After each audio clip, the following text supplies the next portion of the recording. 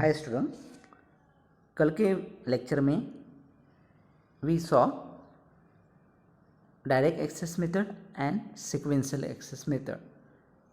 तो उसी को कंटिन्यू करके सामने आपको अलग अलग अलोकेशन मेथड मिलेगी। तो आज आप पढ़ेंगे allocations method. The direct access nature of disk allow us to store many file on the same disk। तो कल के लेक्चर में आपने जो टेप बेस पढ़ा, तो एक रील होती है, वह ये जो रील है आपकी, it is a very long, तो उसमें मल्टीपल फाइल अपन एक रील में सेव करते हैं। अब उस फाइल को ढूंढने के लिए आप उसमें एक फ़ोल्डर ऐड करते हैं, डायरेक्टरी नाम का फ़ोल्डर। तो डायरेक्टरी फ़ोल्डर क्या मेंटेन करता है, वो स्टोर करता है file name and memory location. Okay, तो एक कल की बात है। तो direct access nature of disk allow us to store many file on the same disk. The main problem is now to allocate space to this file so that this space is effectively utilized and file can be quickly accessed। आपके hard disk में बहुत सारी file आप create करते हो और create होने के बाद वो मेमोरी में आके सेव हो जाती है, मीन्स हार्ड डिस्क में आके सेव हो जाता है। अब उसमें ऑपरेटिंग सिस्टम का रोल क्या है? जब आप फाइल क्रिएट करते हो तो आपको लगेगी मेमोरी पेज। तो ऑपरेटिंग सिस्टम का काम है कि आप जितने भी फाइल क्रिएट करते हो इनके लिए मेमोरी अवेलेबल करवाना। किसका काम है? Operating system. वैसे ही जब भी आप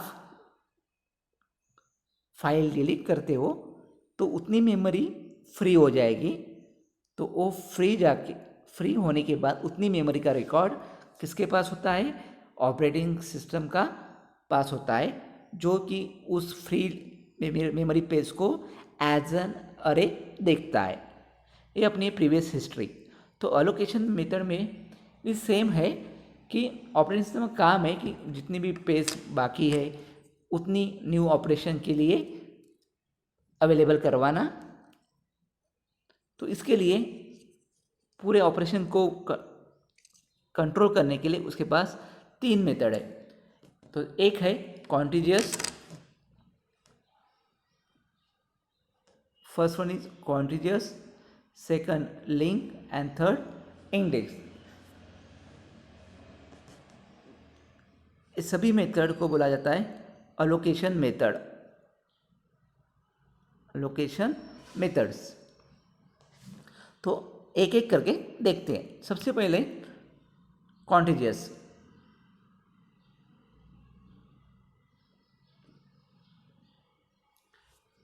तो contiguous allocation method require each file to occupy a set of contiguous address on the disk। तो ये समझने के लिए आप एग्जांपल देखते हैं। ये जो मैंने यहाँ पे बनाया है,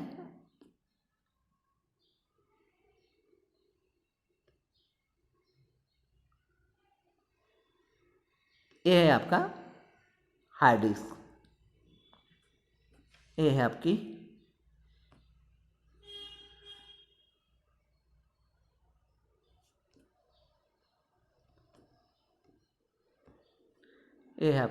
हार्ड डिस्क। ओके, अब हार्ड डिस्क में आपको फाइल दिख रही है, उनके नाम मैं बताता। फाइल के नाम है काउंट। जो सबसे पहले फाइल है काउंट, उसने नंबर ऑफ ब्लॉक कंज्यूम किए 2। 0 नाम का ब्लॉक कंज्यूम किया है एंड 1 नाम का ब्लॉक कंज्यूम किया है। वैसे ही एक फाइल है TR, उसने 14 नंबर का ब्लॉक कंज्यूम किया है, 15 नंबर का ब्लॉक कंज्यूम किया है एंड 16 इतना पार्ट उसने ऑक्यूपाई किया है। Means hard disk is made up. Hard disk में क्या होता है? बहुत सारी फाइल स्टोर है। फाइल स्टोर होती है in form of memory block. तो ये जो रेक्टेंगल में मैंने बनाया, स्क्वायर में बनाया, ये सभी क्या है? आपके ब्लॉक। अब डिवाइस डायरेक्टरी मेंटेन क्या करता है कि उसके पास कितनी सारी फाइल्स है, नंबर ऑफ फाइल्स, और उसकी लेंथ क्या है। तो इस केस में कॉन्टिन्यूस एलोकेशन में directory maintain file name, start कहाँ से हुई फाइल एंड उसकी लेंथ कितनी है। जैसे काउंट, इसका स्टार्टिंग है 0 यानी वो ब्लॉक 0 से काउंट स्टार्ट किया हुआ है and it contain number of block 2 है उसके, उसने 0 नाम का ब्लॉक ऑक्यूपाई किया है and 1। Same as a TR, उसका स्टार्टिंग ब्लॉक है 14 यानी 14 स्टार्ट से 14 ब्लॉक से फाइल स्टार्ट हुई और उसने 3 ब्लॉक कंज्यूम किए 14, 15, 16। तो ये जो ब्लॉक किए उन्हें वो कंटिन्यूअस है, इसको ही बोलते हैं एडजॉइनिंग। तो इसलिए यहाँ पे लिखा है the allocation method require each file to occupied a set of continuous adjoining address on the disk. तो वो क्या करता है, एडजॉइनिंग ब्लॉक ऑक्यूपाई करता है। Contiguous allocation of a file is defined by the disk address of the first block and its length। तो contiguous allocation क्या define करता है, आपके डिस्क में स्टार्टिंग एड्रेस एंड उसकी length. Suppose if the file is n block long and start at location B, then it occupied block B, B+1, B+2 and B+n-1। अगर file में n block है तो occupy करेगा पहला block B, उसके बाद B+1, बाद में B+2 एंड लास्ट में B+n-1। The directory entry for each file indicate the address of starting block and length of area allocate for the file. तो आपके डायरेक्टरी में आपके स्टार्ट वेरिएबल है और लेंथ। स्टार्ट में होता है कि आपकी फाइल कौन से ब्लॉक से स्टार्ट हुई है और उसके बाद उसने कितने ब्लॉक कंज्यूम किए, ये होता है उसका लेंथ। तो continuous allocation means adjoining, A set of adjoining block. यानी जब भी फाइल मेमोरी में सेव होंगी तो फाइल आपकी नंबर ऑफ ब्लॉक को ऑक्यूपाई करेगी, लेकिन वो ब्लॉक रहेगी एडजॉइनिंग, एक के बाद एक। That is known as contiguous allocation।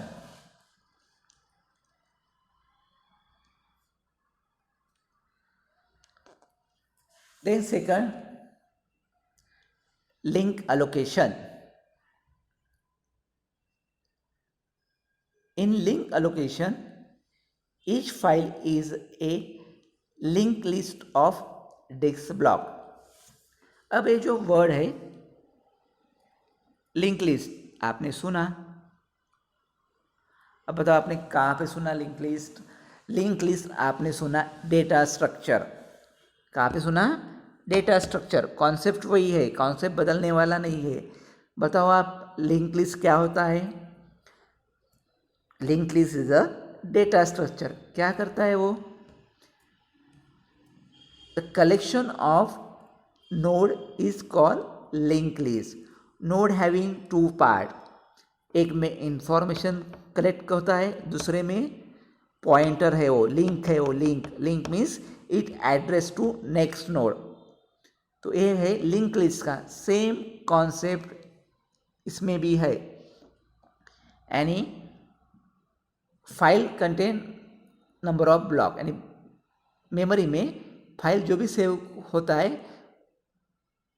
वो इन फॉर्म ऑफ ब्लॉक होते हैं। तो एक ब्लॉक में एक इंफॉर्मेशन सेव करेगा और वो ब्लॉक दूसरे ब्लॉक को पॉइंट करेगा, सेम लाइक अ लिंक लिस्ट।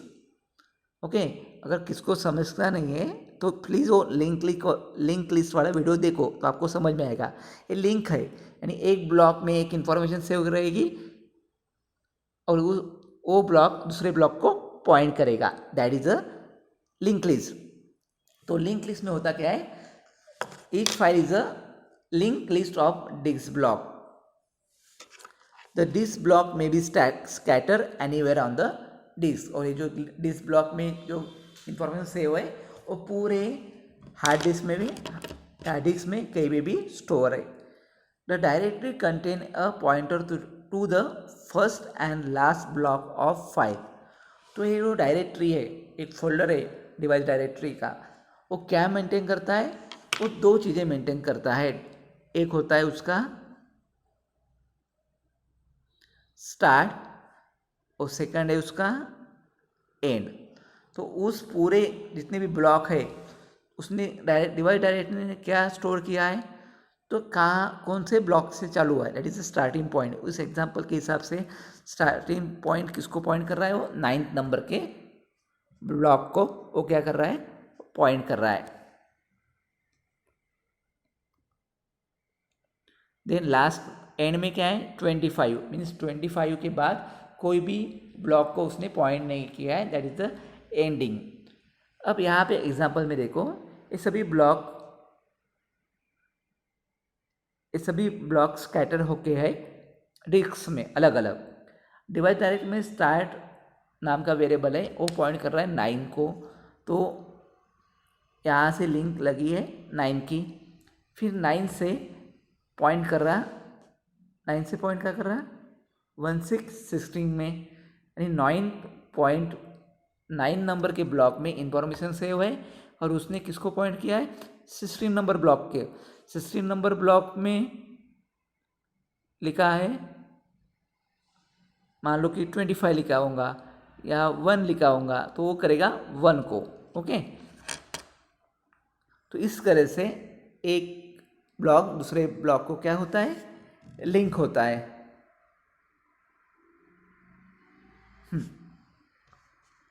तो what is the link list allocation में क्या होता है, तो लिंक लिस्ट एलोकेशन में we are using the concept of link list, कि उसमें एक एलिमेंट दूसरे एलिमेंट को पॉइंटेड करता है। क्रिएटिंग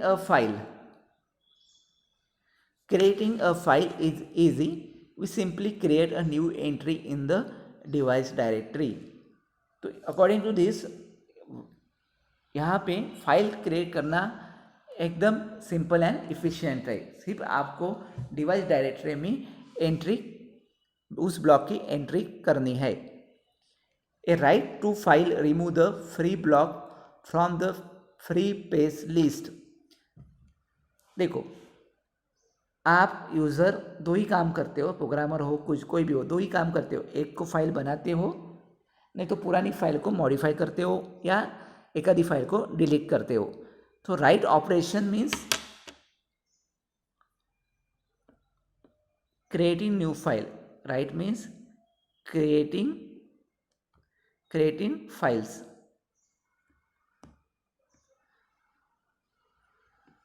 तो जब भी राइट ऑपरेशन करोगे, इसका मतलब होता है आप नई फाइल को क्रिएट कर रहे हो, उसके लिए उसको बाद में मेमोरी लगेगी। अब जब भी आप फाइल क्रिएट करते हो आपको मेमोरी लगेगी। मेमोरी किसके पास अवेलेबल है, मेमोरी का एड्रेस को, यानी पूरे मेमोरी में कितनी मेमोरी फ्री है उसके बारे में कौन जानकारी रखता है, उसके बारे में ऑपरेटिंग सिस्टम जानकारी रखता है। ठीक है, कैसे रखता है, एज अ फ्री लिस्ट। जितनी भी मेमोरी में फ्री लिस्ट जगह खाली होंगी उसका सभी का एड्रेस कौन रखता है, ऑपरेटिंग सिस्टम। तो जब भी फाइल क्रिएट करते हो तो उतनी फ्री मेमोरी आपके पास अवेलेबल होना चाहिए, तभी जाके वो फाइल का डाटा सेव होगा, वरना नहीं होगा। Okay, a write to a file remove the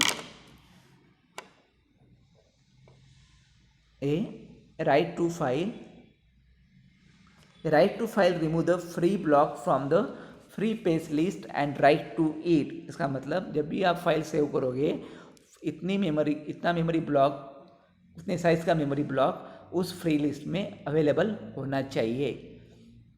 this new block is then link to end of file. उसके बाद ये जो नया ब्लॉक है वो पर्टिकुलर मेमोरी लोकेशन में सेव होगा। जैसे इसमें मेमोरी ब्लॉक कौन से 25 लास्ट है, 25 लास्ट ब्लॉक है, तो अभी न्यू ब्लॉक उसमें ज्वाइन हो जाएगा, मीन्स उसका मेमोरी एड्रेस बदल जाएगा। मान लो कि 40 होगा तो एन के जगह क्या आएगा 4040 आएगा, यानी नया ब्लॉक उस पूरे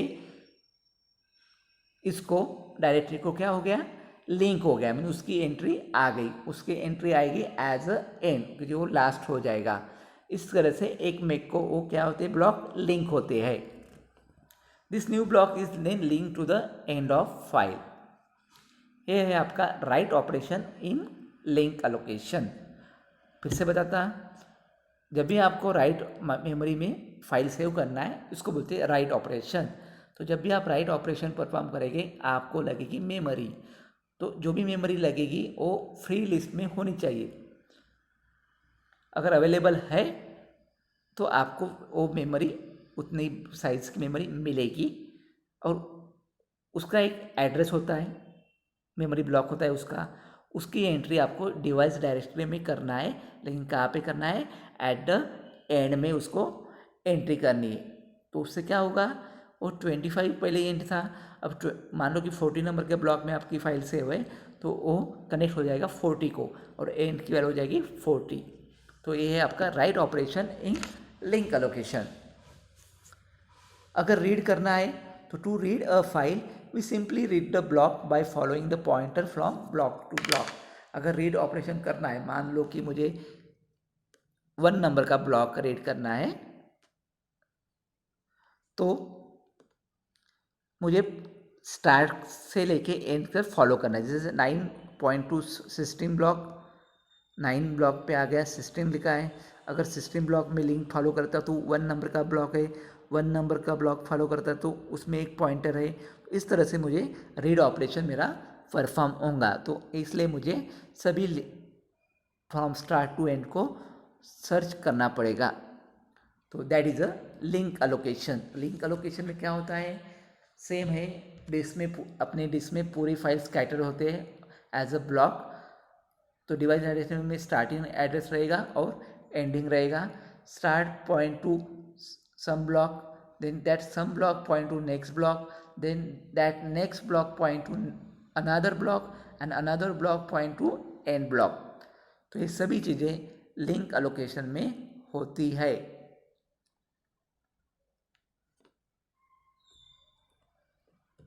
उसके बाद आएगा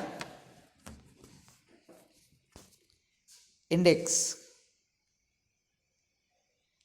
अब इंडेक्स एलोकेशन, तो इसके पहले मैं आपको एक एग्जांपल देता।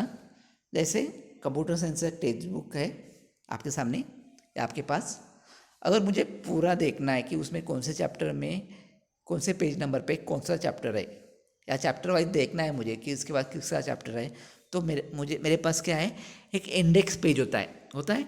उसमें सब लिखा होता है कि कौन सा चैप्टर कहाँ से चालू है, पेज नंबर कहाँ से है, लास्ट पेज नंबर क्या है उसका, उसके बाद नेक्स्ट लेसन कौन सा है, सभी इंडेक्स इंफॉर्मेशन देता है। इंडेक्स पेपर मुझे इंफॉर्मेशन देता है। सेम कॉन्सेप्ट आता है इंडेक्स एलोकेशन मेथड में। अब इसमें होता क्या है, जितने भी ब्लॉक होते हैं, ओके, जितने भी ब्लॉक होते हैं उसका मेमोरी एड्रेस आप एक जगह पे रखते हो, एक ब्लॉक में आप स्टोर करके हो, और वो आप डायरेक्टरी को देते हो। तो ये है आपका इंडेक्स एलोकेशन। अब देखो index allocation. In index allocation all the pointer are brought together into one location called index block। तो जितने भी पॉइंटर है, जितने भी ब्लॉक्स है, उनका मेमोरी एड्रेस या उनका मेमोरी लोकेशन आप एक ब्लॉक में स्टोर करते हो। जैसे एग्जांपल, ये डायरेक्टरी है, उसमें इंडेक्स ब्लॉक्स है 19 नंबर का। अब उस 19 नंबर के पास गया तो वो पॉइंट कर रहा बहुत सारे डिफरेंट ब्लॉक को। जैसे एग्जांपल में 1 ब्लॉक को, 11 ब्लॉक को, 9 ब्लॉक को, ठीक है, 16 ब्लॉक को। तो उसने क्या किया है, एक इंडेक्स है मेरे पास, वो इंडेक्स पॉइंट करता है मल्टीपल ब्लॉक को, यानी एक इंफॉर्मेशन सेव रहेगी इंडेक्स में, इंडेक्स पॉइंट करेगा अलग अलग ब्लॉक को। All pointer are brought together into one location called index block. Each file has its own index block when is an array of the disk block address. तो जितने भी block create होता है index block, वो काम करता है as a अरे।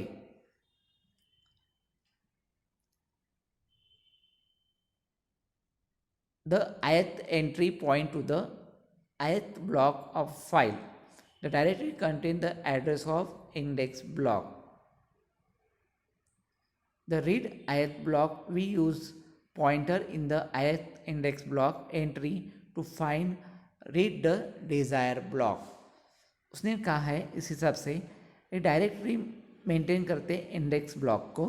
इंडेक्स ब्लॉक क्या होता है? ऐसा ब्लॉक जिसमें पूरे जितने भी उस इंडेक्स ब्लॉक से कनेक्टेड है उनका मेमोरी एड्रेस स्टोर होगा इंडेक्स ब्लॉक में। अगर मुझे सपोज ith इंडेक्स या एक पर्टिकुलर ब्लॉक का सर्च करना है या रीड करना है, तो मैं पॉइंटर इंडेक्स ब्लॉक को यानी उसको पॉइंट करूँगा इंडेक्स ब्लॉक को, और इस हिसाब से मैं ith नाम का ब्लॉक रीड कर सकता हूँ, क्योंकि सभी का मेमोरी एड्रेस किसके पास रहेगा? इंडेक्स ब्लॉक के पास रहेगा। तो इस तरह से मैं कोई भी ब्लॉक को रीड कर सकता हूँ। तो आज आपने अलोकेशन मेथड पढ़ी है। अलोकेशन मेथड क्या होती है? अलोकेशन मेथड जितने भी अपन फाइल क्रिएट करते हैं ब्लॉक में, तो आप डायरेक्ट एक्सेस नेचर यूज़ करते। डायरेक्ट एक्सेस मीन्स आपकी फाइल डिस्क में कहीं पे भी सेव होती है in form of disk block. फिर जब भी ऑपरेटिंग सिस्टम कोई पर्टिकुलर फाइल को रीड करता है या राइट करता है, ठीक है, तो उस आधार पे देर आर 3 टेक्निक्स या थ्री मेथड्स है: contiguous, link and index. Contiguous इतना याद रखना, जिसमें ब्लॉक होते हैं एडजॉइनिंग, बस ख़त्म। अगर एग्जाम में क्वेश्चन आता है तो आपको ये डायग्राम बनाना है, डिस्क्रिप्शन कम दो चलेगा, लेकिन आपको डायग्राम बनाना ही है। देन लिंक, तो लिंक लिस्ट में होता है, लिंक लिस्ट याद करना जो डेटा स्ट्रक्चर में आपने पढ़े हो, डेटा स्ट्रक्चर में पढ़े हो लिंक लिस्ट, उसका कॉन्सेप्ट याद रखो, क्योंकि उसके पास क्या होता है, खुद का इंफॉर्मेशन होता है और वो पॉइंट करता है नेक्स्ट नोड को या नेक्स्ट ब्लॉक को। सेम कॉन्सेप्ट ओएस में भी। थर्ड है इंडेक्स, उसके लिए इंडेक्स पेपर को याद रखो। तो इंडेक्स पेपर में सभी कौन से पेपर में कौन सा चैप्टर है उसका लोकेशन होता है, पेज नंबर का लोकेशन होता है कि नहीं C++ है 25 पेज नंबर पे, सेम वैसा ही है। तो इंडेक्स ब्लॉक में एक डायरेक्टरी होता है, तो एक ब्लॉक इंडेक्स होता है, उसके पास सभी ब्लॉक का मेमोरी एड्रेस होता है, तो that is in index allocation. तो आज के लिए इतना ही, थैंक यू।